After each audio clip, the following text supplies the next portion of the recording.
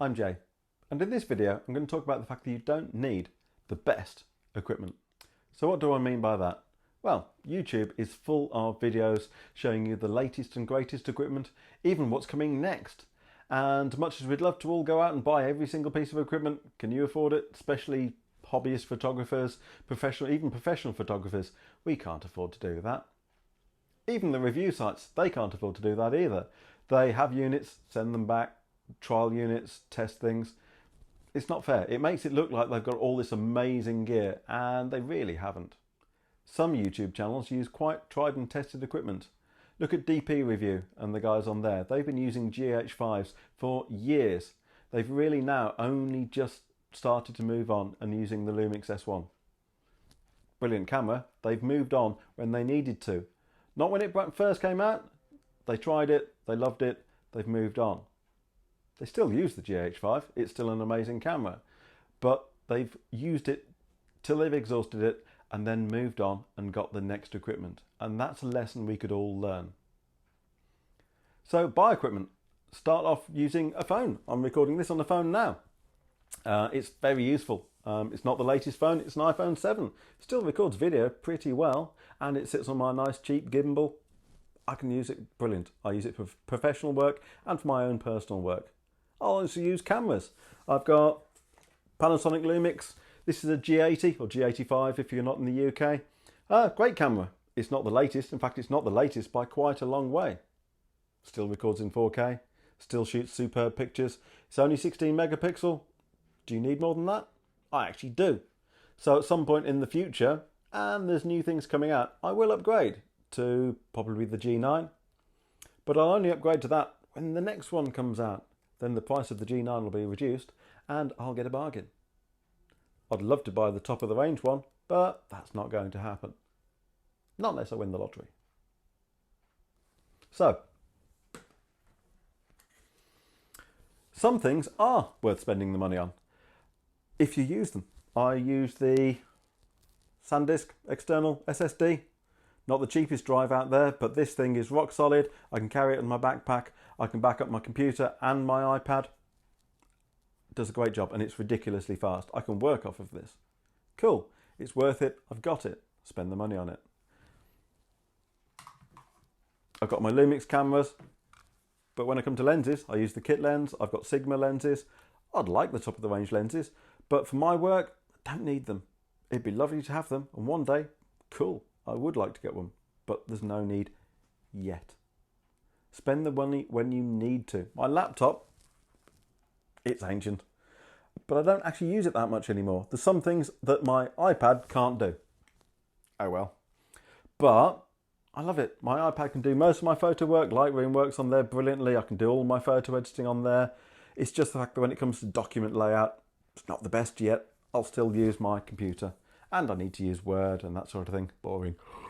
But I still need a computer. So between the two, I bought that because I could afford it at the time and not buy a new laptop. I didn't need to. It's bandied around a lot that the best camera is the camera you have with you. It's very, very, very true. I've always got my phone with me. Most people have. That gets used quite a lot. But I also carry this around with me all of the time. I've got a camera bag with me all of the time. Okay, but camera bags are big and bulky. I've got a bad back. So what do? I have a backpack, a small one. It's the perfect size to hold my iPad, my camera. It's padded. Okay, this isn't a camera bag. I've got a camera insert in it. It carries everything I need. A few batteries, some extra bits and bobs, but it's nice and light and I can carry it around all day. It's what I need. It's the appropriate piece of kit. It didn't cost hundreds of pounds. In fact, the bag I think was £25 off Amazon and the insert was about another 15. And I've got the perfect camera bag that suits me. That's another reason why I use Micro Four Thirds. It suits me. They're brilliant cameras and they're light. I can carry it around all of the time. I use it for event photography where I'm stood all day and it suits my needs. I was lucky enough to be lent an S1R last year and I used it for an event at the Curve Fashion Festival in Liverpool. Superb event. It's a big heavy camera. I took all the equipment with me and the video from it was stunning. But it's 10 times the price of my camera. Was it 10 times the camera? No. probably about 5 times the camera. It was amazing. But it didn't make me feel left out. It made me feel like, wow, the kit I've got really is blooming good. Having said that, I would buy an S1R. I don't need it. But if I ever came to a job, I now know that it would suit my needs and I could use it. I'd just need to build up some muscles to carry it all day. So find systems that suit you. I used to use my old, I've got it there, actually I still use it for model releases, a little iPad mini. It was brilliant, but when I thought about upgrading my computer, and I need it portable, so I use a laptop, do I buy an expensive laptop or do I buy an iPad? And the new iPad Pro just came out last year, the 2018 version, and it suited my needs perfectly. I edit photographs on 4:3 ratio, and that's what the iPad is. Lightroom was just out for it, and it works brilliantly. So I upgraded, and it suits me down to the ground. Same with flashes. I get into camera lighting now and then. I don't use flashes that often, but when I do, I really do need them. So I bought some cheap Godox flashes, because that system works nicely with these cameras. And I bought the small, normal, what everyone calls a flash. Brilliant. But I knew with that system that when I needed another one, I could buy another flash. I've got 2 lights. And then I bought the AD200. Brilliant portable flash, much more powerful, but all of that system works. All those lights work together. So I know that that system can grow. And there are bigger versions, better versions. So if I ever had to set up a big studio or light a big event, I know that I can either borrow, hire, or use some big equipment. And I'm fine. It will all work together. All of the Godox equipment works brilliantly together with each other. So if you haven't got the equipment and you can't afford the equipment, hire the equipment. Rates for hiring equipment are actually pretty good. If I had a customer that wanted images too big that I can't supply from this camera, very rare, in fact hasn't happened yet, then I could look at the price of the job, quote them to include the price of hiring the equipment to do it. And it's not actually that bad. Then I can look at the list, and if I use a Panasonic Lumix camera, the S1 probably, its menus and its systems are identical. I then know how to use it, I can pick it up and shoot that event. Same goes with lighting. I've got some LED lights that I use. They're not the best, they're Godox again. I think I'm a Godox addict. But I do look at the other ones, but Godox are very good value. And I can buy cheap, simple ones and upgrade. Godox are very good at having budget equipment and scary expensive equipment. Great. It means I can start off at one end or slightly up from the middle and then move on. And if I need some expensive pro lighting, brilliant, I can do that. And that's a phrase I hate, pro. What is pro? Well, pro means you're being paid for it. So you could be paid to use your phone to record things. Still means you're pro. Is this a professional camera? Yes, it's earned me quite a lot of money, so it's a professional camera. Simple as that, okay? So that's the message I'm trying to spread on here. The equipment you've got is the equipment you can use. If you've got it, use it. And then when you've used it to its full potential and it's starting to hold you back, then look at replacing it and moving on. You don't need the latest equipment. Try and spend money wisely. I say try, because we all get gear acquisition syndrome.